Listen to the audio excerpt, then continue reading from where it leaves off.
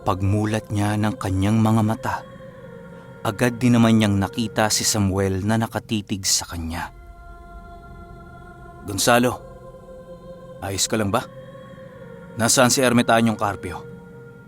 tanong ni Samuel. Nang marinig ni Gonzalo ang sinabi nito, hindi na nito nagawang sumagot, bagkus ay tanging pagbagsak na lamang ng kanyang luha ang nakita ni Samuel. Alam ni Samuel na merong hindi kaaya-ayang nangyari sa kanilang pinuno, kung kaya't ninais niyang malaman ang buong pangyayari kay Gonzalo. Nang mailahad na ni Gonzalo ang sinapit ni Pio Carpio sa kanyang mga kasama, ay halos lahat ng mga ito ay magkandamatay-matay sa kakaiyak. Hinayaan lang naman niyang gawin ng kanyang mga kasama ang kanilang nais upang maibsan ang sakit na kanilang nararamdaman. "Huwag kayong mag-alala, Samuel. Gagawa ko ng paraan upang muling makita si Pio Carpio. Handa kong isugal ang lahat ng alam ko, alang-alang sa ikakapanatag ng ating mga isipan," wika ni Gonzalo. Matapos niyang makapagsalita, pinili niyang tumayo na sa kanyang pagkakahiga upang magmasid sa buong paligid. Pagsilay ni Gonzalo sa kanilang kinaroroonan, ay halos hindi niya mawari kung saan lupalop sila nakarating. "Gonzalo, nasa tungawan tayo. Huwag kang mag-alala. Ihahatid ka namin sa mga susunod na araw sa Ulutanga," wika ni Samuel. "Mahina na ang pangkat natin ngayon, Gonzalo. Kung kaya't kinakailangan nating magdagdag ng pag-iingat sa bawat paglalakbay na ating gagawin," dagdag pa nito. Dahil sa mga narinig ni Gonzalo, ay pinili niyang maging mahinahon upang makapag-isip ng matino. Habang nakatitig siya sa napakalawak na lupain, panay ang paghinga niya ng malalim upang kahit papaano'y maibsan ang kanyang dinaramdam. Hindi pa kasi niya tuluyang nakakalimutan ang mga huling sandali ng kanyang tiyuhin noong sila ay nakikipaglaban. Halos napakahirap sa kanyang paniwalaan ang bagay na yon dahil sa alam niya ang kakayahan ni Pio Carpio. Sa paglalakad nila patungo sa tahanan nila Samuel, ay walang maayos na pag-uusap ang naganap sa kanilang pangkat. May mga pagkakataong tahimik lamang ang kanilang paglalakad dahil lahat sila ay patuloy pa ring iniisip ang mga nangyari. May mga iilang albularyo silang kasamang napapaiyak na lang kapag binibisita sila ng mga alaalang hindi na dapat balikan. Sa pagpapatuloy ng kanilang paglalakad, ay halos hindi nila nagawang magpahinga na para bang patuloy pa rin silang naaapektuhan ng mutya ng baging sa mundo ng mga engkanto. Pagsapit ng hapon, ay tuluyan na ngang narating nila ang lugar nila Samuel. "Gonzalo, mga kasama, nandito na tayo sa aming baryo. Sumunod lang kayo sa akin at tutungo na tayo sa tahanan ko," wika ni Samuel. Kasabay ng pagwika nito ay ang pagsitanguan lang naman ng kanyang mga kasama.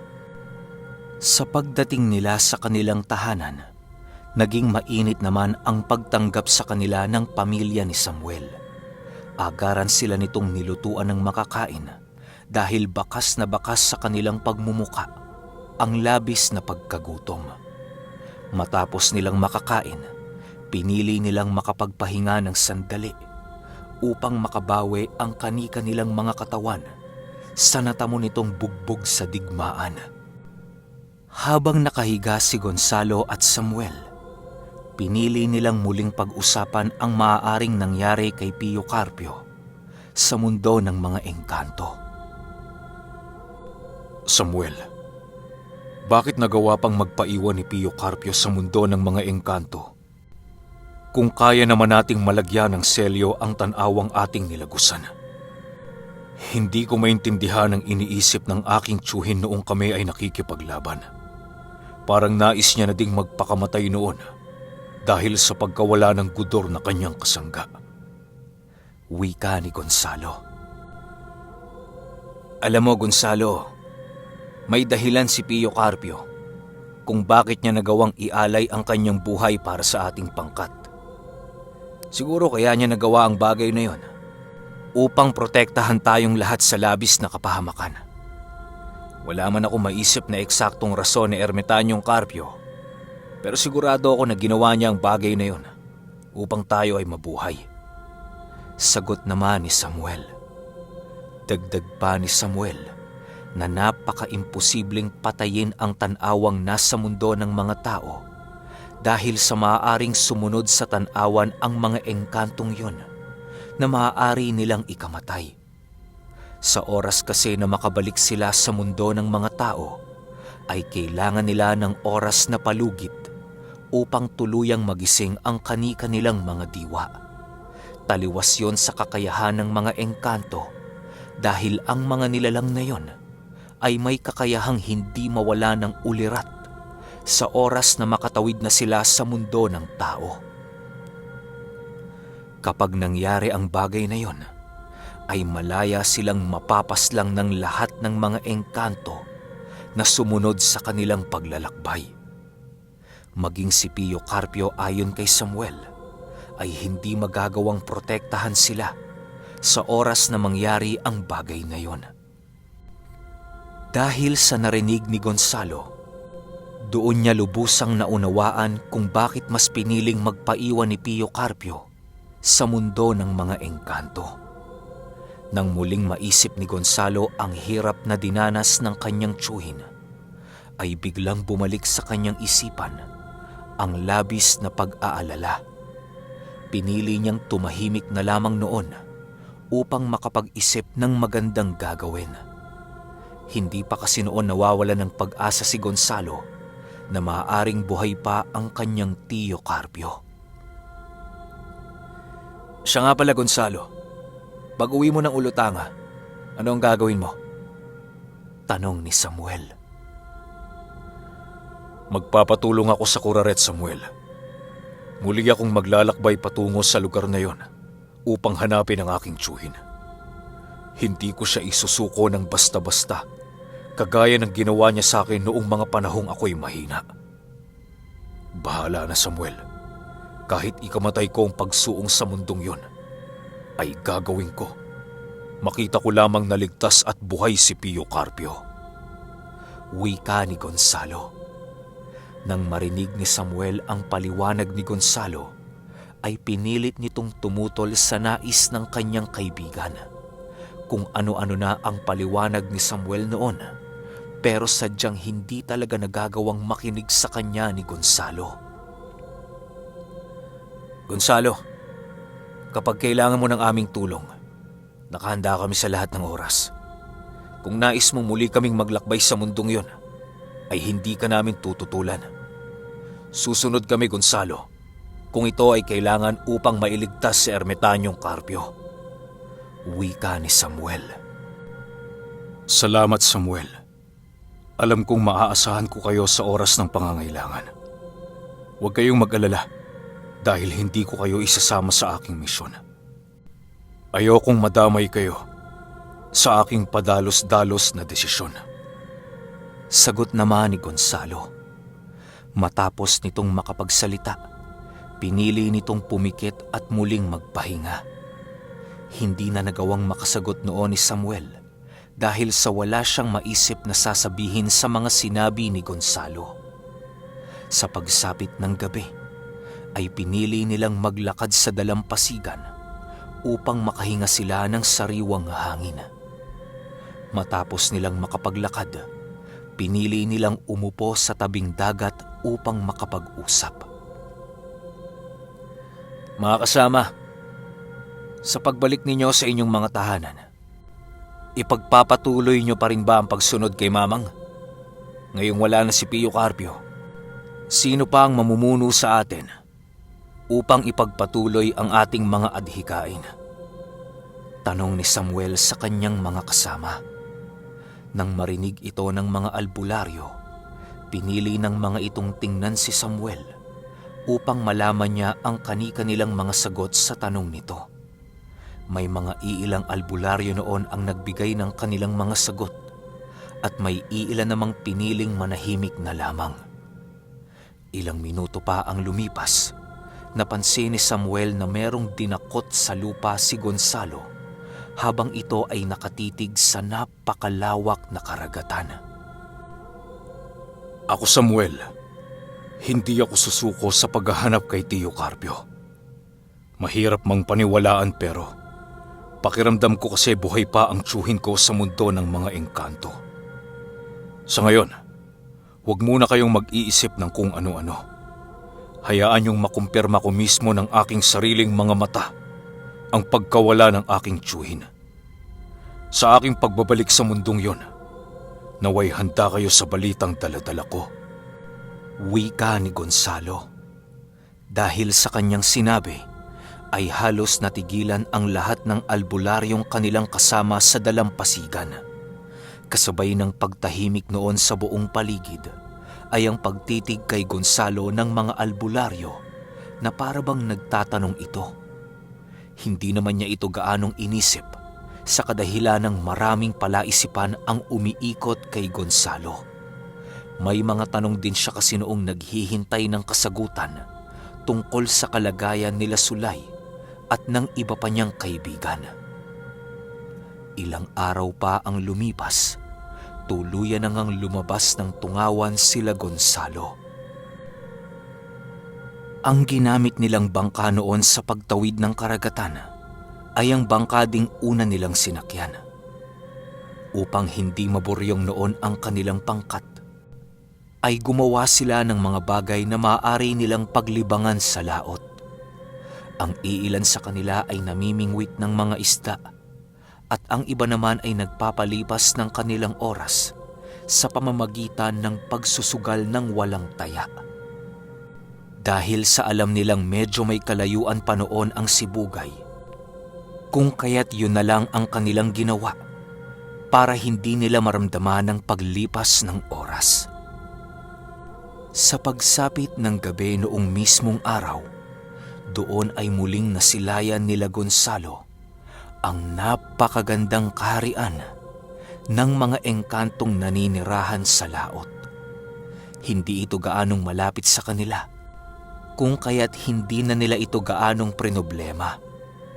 Habang pinagmamasdan niya ang napakalaking kabibe sa gitna ng laot, biglang nagsalita sa kanyang isipan ang diwata ng panahon. Gonzalo, labis akong nakikiramay sa pagkawala ng inyong kasamang ermitanyo. Masakit mang tanggapin, pero lahat ng nilalang sa mundong ito ay haharap sa katapusan. Tatagan mo ang iyong loob, Gonzalo, dahil hindi pa dito magwawakas ang iyong paglalakbay. Wika ni Mapulon. Nang marinig ito ni Gonzalo, ay parabang hindi niya magawang makagalaw. Animoy muli na namang tumarak sa kanyang lalamunan ang isang napakalaking tinik na minsan na niyang nabunot. Halos hindi niya magawang paniwalaan noon ang sinabi ng diwata dahil sa hindi niya mapagtanto kung papaano magagapi ng mga engkanto ang katulad ni Pio Carpio. Ang buong akala kasi noon ni Gonzalo ay naghihintay ang kanyang tiyuhin sa mundo ng mga engkanto sa kung sino mang magbibigay sa kanya ng tulong upang muling makabalik sa mundo ng mga tao. Pero nung narinig niya ang sinabi ni Mapulon, lahat ng kanyang iniisip noon ay tuluyan ng naglaho. Alam niyang hindi nagsisinungaling ang diwata, kung kaya't kahit anong gawin niya, totoo ang lahat ng sinabi nito. Dahil sa kanyang mga nalaman, ay halos pasimpleng tumutulo na lamang noon ang kanyang luha. Tio Carpio, bakit mo ko iniwan? Wika ni Gonzalo sa kanyang isipan. Hindi siya gaanong nagpapahalata noon sa kanyang mga kasama dahil sa nabigyan na niya ito ng bagong pag-asa. Ayaw ni Gonzalong alisin ang pag-asang ibinigay niya upang kahit papaano'y hindi makaramdam ng lungkot ang mga kapatid niyang albularyo. Sa pagdating nila sa Sibugay, paisa-isa na silang nagpaalam sa bawat isa. Ang ilan sa mga albularyong kanilang kasama ay nangakong muling magpapakita sa panahong nabasa na nila sa bituin ang pagtatapos ng muling paglalakbay ni Gonzalo sa mundo ng mga engkanto. Nang tuluyan ng makapagpaalam ang lahat, tanging si Samuel at si Gonzalo na lamang ang naglakbay patungong Ulutanga.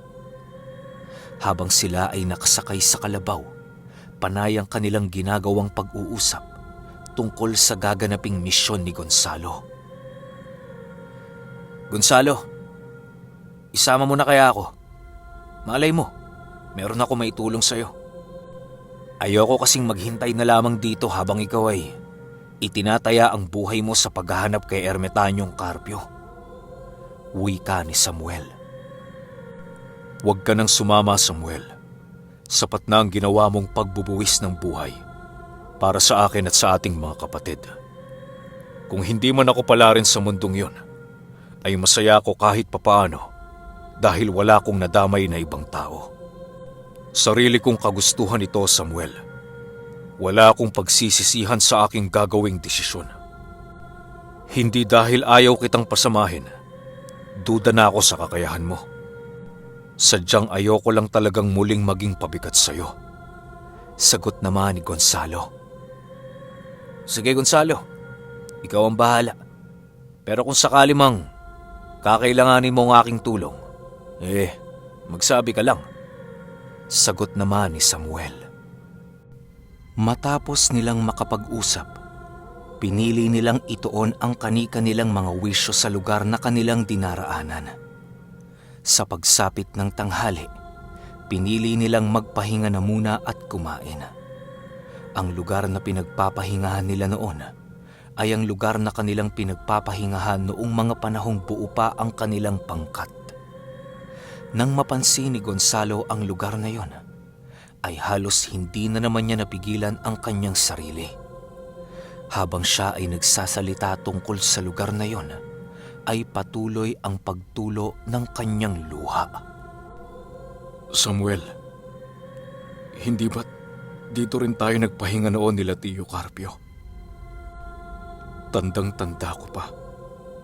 Kumpleto pa tayo noon at napakasaya pa ng ating grupo.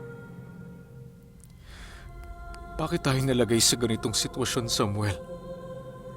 Hindi ba't ang pagsunod sa adhikain ng Ama ang magliligtas sa atin? Pinabayaan ba ng Panginoon ang ating pangkat? Nagkulang ba tayo, Samuel? Wika ni Gonzalo habang ito ay umiiyak. Dahil sa kanyang sinabi noon, ay halos hindi din napigilang umiyak ni Samuel sa kanyang inuupuan. Habang sila ay kumakain, patuloy naman ang pagtulo ng kani-kanilang mga luha dahil sa mga masalimuot na nangyari sa kanilang mga buhay. Matapos nilang kumain sa lugar na yon, ay pinili nilang gumawa ng puntod bilang tanda ng alaala para sa mga namatay nilang kasama. Sa paglipas ng isang araw, tuluyan na ngang nakarating si Gonzalo sa Ulutanga. Nang makalapit na siya sa kanilang tahanan, agaran din naman niyang nasipat si Nognog na abalang-abala sa mga gawaing bahay. Nasipat niya din noon si Sulay na tumutulong sa kanyang mag-iina sa kanilang pamamahay. Paglapit na paglapit nila, bigla din naman silang napansin ni Nognog. Oh, Tay! Magandang hapon po. Kamusta ang lakad ninyo? Teka lang, Tay. Nasaan ho si Pio Carpio? Bakit po hindi ninyo kasama? Tanong ni Nognog. Dahil sa sinabi niya, pinili na lamang niyang huwag sagutin ang pangalawang tanong ni Nognog. Kasabay ng pagkumusta ni Gonzalo sa kanyang anak, ay ang pagbibigay nito ng kanyang napakahigpit na yakap. Hinayaan lang naman ito ni Nognog, gawa ng alam niyang labis-labis ding nangungulila sa kanya ang kanyang ama. Magandang hapon ho, Ginoong Gonzalo. Napakasaya namin ni Mirno dahil sa inyong pagdating. Siya nga po pala, nandirito kami sa inyong pamamahay tuwing hapon upang merong makakasama ang iyong mag-ina at makakatulong sa lahat ng trabaho. Ginagawa namin ito dahil wala namang gaanong gawain sa ating baryo. Sana ho'y masaya kayo, Ginoo, sa aming ginagawa ni Mirno. Singit na wika naman ni Sulay. Walang problema, Sulay. Hindi na kayo iba sa akin. Basta gawin niyo kung anong nais niyong tama at makakatulong sa ating angkan. Matapos nilang mag-usap, agaran din naman silang pumasok ni Samuel sa kanilang tahanan. Pagdating niya sa kanilang kusina, ay bumungad sa kanya ang kanyang asawang abala sa pagluluto. Dali-dali niya itong niyakap na parabang ilang taon silang hindi nagkita. Nang maramdaman ng kanyang asawa ang napakahigpit at napakainit niyang yakap, ay bigla nitong nabitawan ang kalderong daladala nito. Sa pagsapit ng gabi, pinili ni Samuel na doon na muna matulog sa pamamahay ni Gonzalo. Napagpasyahan niyang kinaumagahan na lang bumalik ng Tungawan upang kahit papaano'y masulit pa niya ang mga oras na kasama ang kanyang matalik na kaibigan.